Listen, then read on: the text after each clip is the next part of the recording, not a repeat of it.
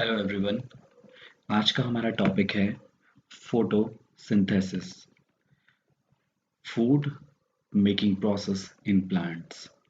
आज हम पढ़ने वाले हैं फोटोसिंथेसिस के बारे में, जिसको आप हिंदी में प्रकाश संश्लेषण भी कहते हो। और इस प्रोसेस में जो प्लांट्स होते हैं वो क्या करते हैं, अपना फूड प्रिपेयर करते हैं। इसीलिए इसको क्या कहा जा रहा है, देखिए, food making process in plants. Okay, चलिए समझते हैं फोटोसिंथेसिस के बारे में। Leaves are the food factories of plants. The synthesis of food in plants occurs in leaves. देखिए, जो लीव्स होती हैं, जो पत्तियां होती हैं, they are the food factories of plants. वो क्या होती हैं, किसी भी प्लांट की फूड फैक्ट्री होती है। फूड फैक्ट्री मतलब जिनके थ्रू खाना आपका जो है, फूड आइटम जो है, वो जहाँ स्टोर कराया जाता है, जहाँ बनाया जाता है, इसीलिए इन्हें लीव्स को जो है फूड फैक्ट्री कहा जाता है। Okay, the synthesis of food in plants occurs in leaves. मतलब जितना भी फूड आइटम होता है, उसको प्रिपेयर करना, उसको स्टोर करना, एक जगह पे इकट्ठा करना, वो सारा का सारा कहाँ किया जाता है, लीव्स में किया जाता है। Okay, therefore all the raw materials must reach there। इसीलिए जितना भी रॉ मटेरियल है, जो जरूरी है फोटोसिंथेसिस के लिए, उसको कहाँ पहुंचना जरूरी है, लीव्स में पहुंचना जरूरी है, पत्तियों तक पहुंचना जरूरी है। Water and minerals present in the soil are absorbed by the roots and transported to the leaves. देखिए, जितना भी पानी और मिनरल जो कि आपका किसमें, मिट्टी में, सॉइल में होता है, उसको एब्जॉर्ब करके, कौन एब्जॉर्ब करता है इसको, रूट्स, जो जड़ें होती हैं किसी प्लांट की, वहां से उसको एब्जॉर्ब करके कहाँ ट्रांसपोर्ट किया जाता है, लीव्स तक ट्रांसपोर्ट करके ले जाया जाता है। मतलब देखिए, जो कोई प्लांट है जिसको मिट्टी में लगाया गया है, तो उसकी जो भी रूट्स होंगी वो क्या करेंगी, मिट्टी से जरूरी मिनरल्स को और पानी को क्या करेंगी, एब्जॉर्व करेंगी, और उसको कहाँ तक पहुंचाएंगी, ट्रांसपोर्ट करके ले जाएंगी, कहाँ तक, लीव्स तक। Okay, carbon dioxide from the air is taken in through the tiny pores present on the surface of the leaves। देखिए, जो कार्बन डाइऑक्साइड होती है एयर में, हवा में जो भी कार्बन डाइऑक्साइड प्रेजेंट होती है, वो क्या होती है, टाइनी पोर्स से आपका कहाँ तक जाती है, लीव्स के सरफेस तक। बेसिकली कहाँ तक जाती है, देखिए, लीव्स तक पहुंचती है। कैसे पहुंचती है, with the help of tiny pores. और ये टाइनी पोर्स कहाँ होते हैं आपके, किसी लीव्स के, हर एक लीव के सरफेस पे प्रेजेंट होते हैं। ठीक है, ध्यान दीजिएगा, किसी भी पत्ते के या लीव्स के सरफेस पे आपके क्या होते हैं, कुछ टाइनी पोर्स होते हैं। ठीक है, छेद होते हैं बारीक। ठीक है, और इन टाइनी पोर्स के थ्रू क्या होता है, जो एयर में कार्बन डाइऑक्साइड होती है, उसको एब्जॉर्व करके कहाँ तक पहुंचाया जाता है, लीव्स तक पहुंचाया जाता है। ओके, चलिए, these pores are surrounded by the guard cells। such pores are called stomata। ध्यान दीजिएगा, इस टर्म को याद रखिएगा, स्टोमेटा, है ना। देखिए, जो ये पोर्स होते हैं, ठीक है, इनको कुछ गार्ड सेल्स से क्या किया जाता है, सराउंड, मतलब इनके चारों तरफ क्या होते हैं, गार्ड सेल्स होते हैं। ओके, और इन पोर्स को क्या कहा जाता है, स्टोमेटा कहा जाता है। तो ये क्वेश्चन भी आपका आता है बेसिकली, कि जो पोर्स होते हैं लीव्स पे, उनको क्या कहा जाता है, तो आप क्या कहेंगे, स्टोमेटा। ओके, और इन स्टोमेटा का काम क्या है, बेसिकली ये एयर में जितनी भी कार्बन डाइऑक्साइड प्रेजेंट होती है, उसको क्या करते हैं, एब्जॉर्ब करके कहाँ तक पहुंचाते हैं, लीव्स तक पहुंचाते हैं। ओके, चलिए, यहाँ पे सेल्स के बारे में थोड़ा बहुत बताया गया है। सेल्स क्या है, देखिए, you have seen the buildings are made of bricks। Similarly, the bodies of living organisms are made of tiny units called cells। देखिए, आपको पता है, जो भी बिल्डिंग होती है, उनको किससे बनाया जाता है, ईंट से बनाया जाता है, ब्रिक से बनाया जाता है। ठीक है, तो जो रॉ मटेरियल यूज होता है, वो क्या है, ब्रिक्स यूज होती हैं। सिमिलरली, जो आपकी बॉडीज होती हैं और लिविंग ऑर्गेनिजम्स होते हैं, इनकी जो भी बॉडी होती है, इसको किससे बनाया जाता है, कुछ टाइनी यूनिट से बनाया जाता है। ठीक है, स्मॉल यूनिट से बनाया जाता है, और इन यूनिट्स को क्या कहा जाता है, सेल्स। यानी आप ये कह सकते हो कि कोई भी बॉडी जो होती है, वो किससे मिलकर बनी होती है, स्मॉल स्मॉल सेल्स से मिलकर बनी होती है। Okay, cells can be seen only under the microscope. और ये जो होती हैं, ये साइज में इतनी छोटी होती हैं कि इनको केवल किस पे देखा जा सकता है, माइक्रोस्कोप पे देखा जाता है। ठीक है, some organisms are made of only one cell. ठीक है, कुछ ऑर्गेनिज्म कुछ ऐसे हैं, कुछ जो केवल सिंगल सेल से मिलके बने होते हैं। Okay, the cell is enclosed by a thin outer boundary called the cell membrane। अब सेल के चारों तरफ क्या होता है, एक बाउंड्री होती है, थिन आउटर बाउंड्री होती है, जिसको कहा जाता है cell membrane. Okay, most cells have a distinct, centrally located spherical structure called the nucleus। ठीक है, देखिए ये दिखाया गया है डायग्राम में आपका सेल को। तो ये देखिए अलग अलग सेल्स हैं खूब सारी। ठीक है, सेल्स के देखिए यहाँ पे सेंटर में आपका क्या दिखाया गया है, एक ये न्यूक्लियस। ठीक है, ये देखिए यहाँ पे लिखा गया है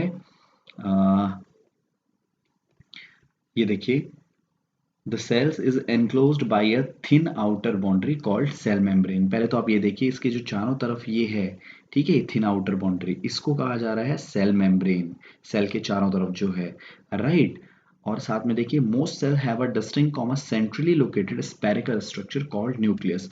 और हर एक सेल के क्या है आपका एक यूनिक, बेसिकली क्या है, एक स्पेरिकल स्ट्रक्चर है, ये जो ये सेंटर में आपको दिख रहा है, और इसको आप क्या कह रहे हो, न्यूक्लियस कह रहे हो।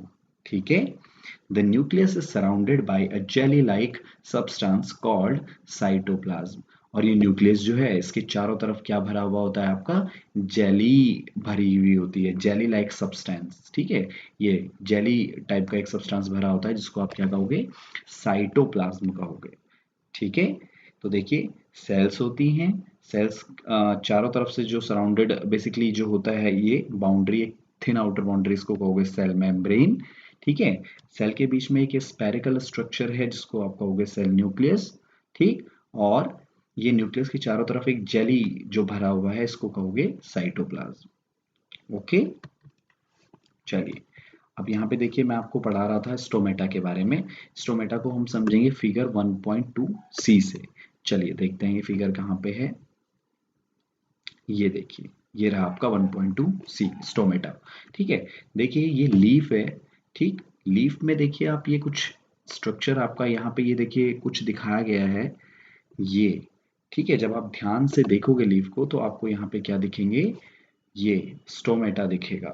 ठीक है, और स्टोमेटा के चारों तरफ ये जो थिन आउटर बाउंड्री है, इसको कहा जाता है ये गार्ड सेल। ठीक, और ये है आपकी स्टोमेटा ओपनिंग।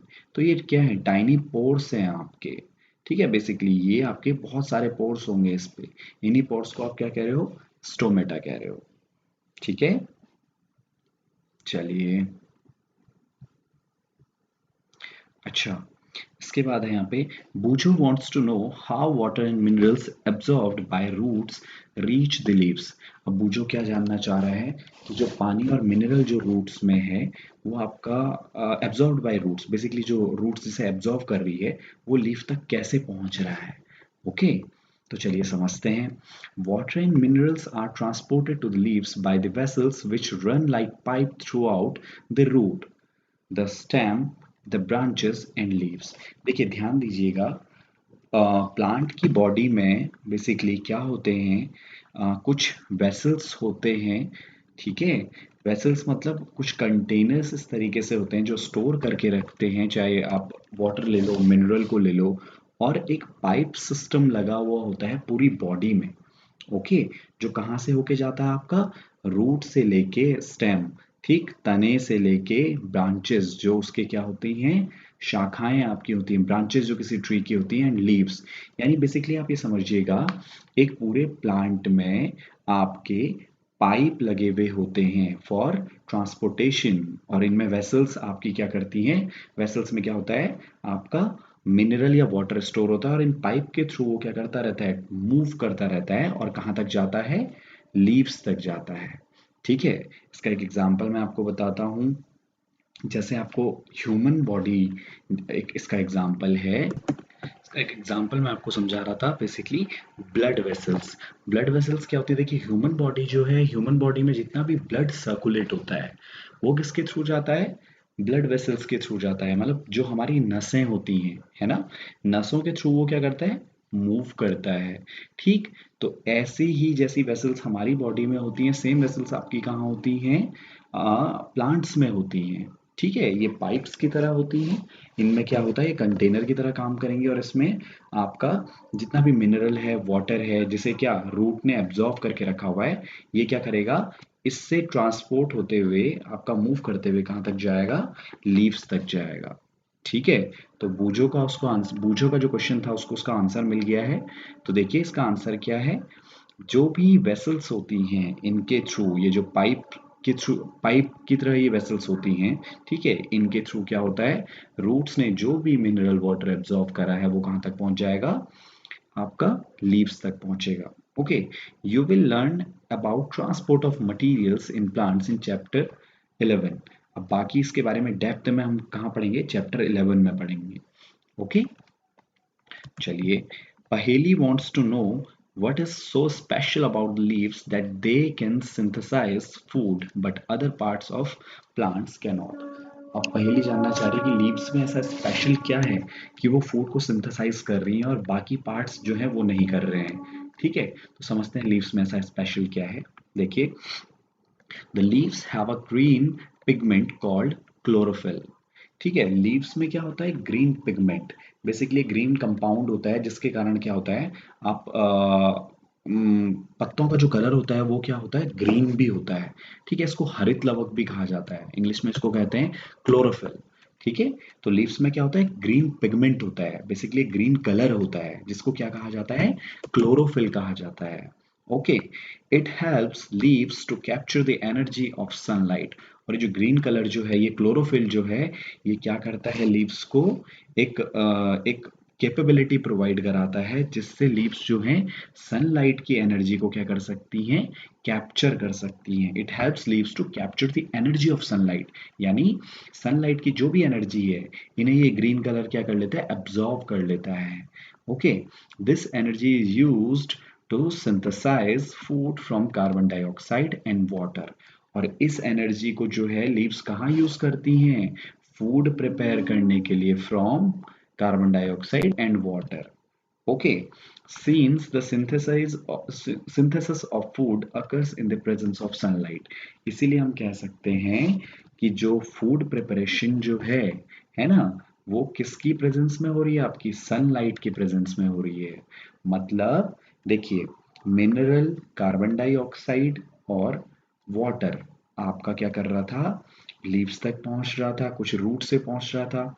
ओके, लेकिन उसको जो एनर्जी चाहिए थी खाना बनाने के लिए वो कहाँ से मिली, सनलाइट से मिली। और सनलाइट से उसे एब्जॉर्व कैसे करा लीव्स ने बेसिकली क्लोरोफिल की मदद से, with the help of chlorophyll, उसने क्या करा, उस सनलाइट की जो एनर्जी है उसको एब्जॉर्ब करा और उसको कहाँ यूज करा, खाना बनाने के लिए। ठीक है, मतलब फूड प्रिपेयर करने के लिए। ठीक, अब क्यों, क्योंकि बेसिकली हम जो ये खाना जो प्लांट्स बना रहे हैं ये सनलाइट की प्रेजेंस में बना रहे हैं, इसीलिए इस प्रोसेस को कहा जाता है फोटोसिंथेसिस। ठीक है, इट इज कॉल्ड फोटोसिंथेसिस। ठीक है, फोटो मतलब लाइट और सिंथेसिस मतलब टू कंबाइन, यानी जहां पे लाइट की प्रेजेंस में खाना प्रिपेयर किया जाता है, ठीक, लीव्स में कंबाइन किया जाता है, उस प्रोसेस को कहा जाता है फोटोसिंथेसिस। ठीक है, so we find that chlorophyll, sunlight, carbon dioxide and water are the necessary to carry out the process of photosynthesis। देखिए, अब इससे हमें पता चला कि फोटोसिंथेसिस के लिए क्या क्या जरूरी है, chlorophyll, sunlight, carbon dioxide and water water and minerals, basically they are necessary for what, photosynthesis process। Okay, it is a unique process on the earth। ये क्या है, एक यूनिक प्रोसेस है अर्थ पे। ठीक है, the solar energy is the captured by the leaves and stored in the plant in the form of food. Solar energy energy को क्या किया जाता है, लीव्स से, लीव्स जो है बेसिकली उसको कैप्चर करती हैं और उसको कहाँ, फूड के फॉर्मेट में क्या कर लेती है, फूड के फॉर्म में बेसिकली प्लांट में स्टोर करके रख लेती हैं। The sun is the ultimate source of energy for all living organisms। ठीक है, thus sun is the ultimate source, मतलब इसीलिए हम ये कह सकते हैं कि सन जो है बेसिकली वो क्या है, एनर्जी का जो अल्टीमेट सोर्स है, मतलब सबसे ज्यादा एनर्जी जिसमें है, बहुत ज्यादा एनर्जी जिसमें स्टोर है, ठीक है, फॉर ऑल लिविंग ऑर्गेनिजम्स। इसीलिए कहते हैं कि जो सनलाइट है वो क्या है, लिविंग ऑर्गेनिजम्स के लिए एक अल्टीमेट पावर सोर्स, एक अल्टीमेट एनर्जी सोर्स है, ठीक है। Can you imagine the earth in the absence of photosynthesis? देखिए, क्या अगर अर्थ बेसिकली फोटोसिंथेसिस का प्रोसेस नहीं होगा तो हम क्या अर्थ को इमेजिन कर सकते हैं? चलिए देखते हैं। In the absence of photosynthesis there would not be any plant. देखिए, अगर फोटोसिंथेसिस नहीं होगा तो प्लांट्स जो है वो खाना नहीं बना पाएंगे, और अगर खाना नहीं बना पाएंगे तो प्लांट्स जो है वो जिंदा नहीं रह पाएंगे, ठीक है। और अगर प्लांट्स नहीं होंगे तो आपका ह्यूमन बीइंग भी सरवाइव नहीं कर पाएगा, क्योंकि हम लोग ऑक्सीजन के लिए भी और खाने के लिए भी किस पे डिपेंड करते हैं, प्लांट्स पे डिपेंड करते हैं। Okay, the survival of almost all living organisms directly और indirectly depends upon the food made by the plants, है ना कहीं हम किस पे डिपेंड कर रहे हैं, प्लांट्स पे डिपेंड कर रहे हैं। Besides oxygen which is essential for survival of all living organisms is produced during photosynthesis। देखिए, besides oxygen which is essential for survival of all living organisms is produced during photosynthesis, मतलब इसके अलावा आपका क्या है, ऑक्सीजन जो कि human being के सर्वाइवल के लिए जरूरी है, वो भी आपकी क्या करी जाती है, प्रोड्यूस होती है। किस टाइम पे, फोटोसिंथेसिस के टाइम पे, यानी कि जिस टाइम पे जो प्लांट्स होते हैं वो फोटोसिंथेसिस की प्रोसेस को आपको एग्जीक्यूट करते हैं, जस्ट उसी टाइम पे वो क्या करते हैं, ऑक्सीजन भी प्रोड्यूस करते हैं। Okay, in the absence of photosynthesis life would be impossible on the earth. इसीलिए हम कह सकते हैं कि बिना फोटोसिंथेसिस के आपका क्या है, लाइफ जो है वो इम्पॉसिबल है। During photosynthesis, chlorophyll containing cells of leaves in the presence of sunlight use carbon dioxide and water to synthesize carbohydrate, carbohydrates. The process can be represented as an equation। During photosynthesis, मतलब photosynthesis में आपका chlorophyll जो है वो क्या करता है, in the presence of sunlight, sunlight की प्रेजेंस में क्या करता है, कार्बन डाइऑक्साइड और वाटर के साथ मिलके टू सिंथेसाइज कार्बोहाइड्रेट्स, क्या करता है, कार्बोहाइड्रेट को क्या करता है, प्रिपेयर करता है, बेसिकली सिंथेसाइज करता है।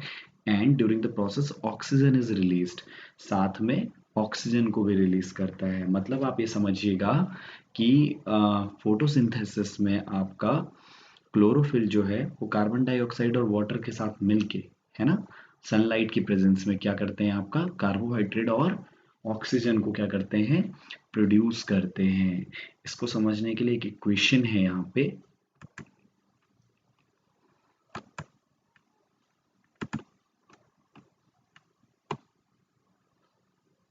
ये देखिएगा आप, CO2 plus H2O, carbon dioxide plus water, ठीक, इन प्रेजेंस ऑफ सनलाइट, ठीक है। और यहाँ पे ये देखिए क्लोरोफिल, है ना, तो क्लोरोफिल से क्या हुआ, सनलाइट आपकी एब्जॉर्ब हो गई, सनलाइट की जो भी एनर्जी है वो लीव्स तक आ गई है, ठीक है, प्लस उसमें क्या मिल गया है, कार्बन डाइऑक्साइड और पानी मिल गया है। तो इन्होंने मिलके क्या आपका प्रोड्यूस किया, C6H12O6 प्लस O2, यानी ये वाला पार्ट है आपका ऑक्सीजन, प्लस ये वाला पार्ट है आपका शुगर, जिसको आप यहाँ पे क्या, कार्बोहाइड्रेट भी समझ सकते हो, ठीक है।